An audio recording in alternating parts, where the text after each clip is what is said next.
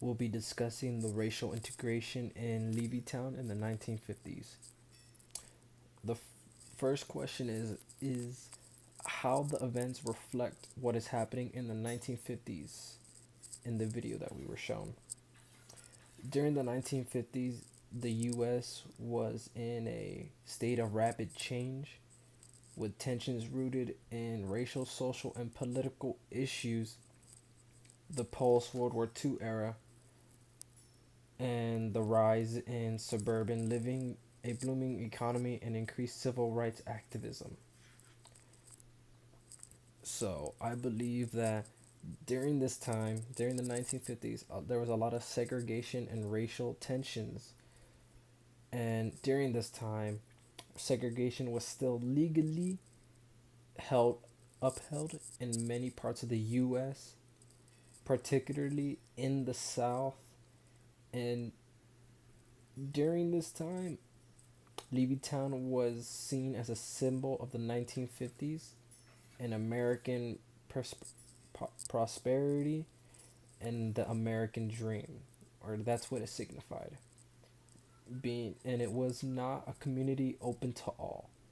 Levittown did have a racially exclusive policy, barring African Americans from purchasing homes in that suburban area. So seeing people of color go starting to live and purchase homes in that area, many disliked it and wanted them out. And the second question is compelling arguments made in favor of the Myers family moving to Levittown. The Myers family was a family of color, and what really made a compelling argument of them there was the principle of equality. It was said that, or they had asked a lady during the interview, asking, what makes them not have the right to live here? If they are able to live in such a prestigious area, what makes them unable to live here just as they can? And there was at that time there was a lot of, like I said before, racial activists trying to fight the racial segregation, seeing it as a way to break past those walls, showing that everyone is equal, are equal. And I believe it is also a symbol of progress. The Myers family moving into that neighborhood just goes to show that times are moving and the ideas of change are getting there. And the third question was arguments opposing the Myers family moving into Levittown.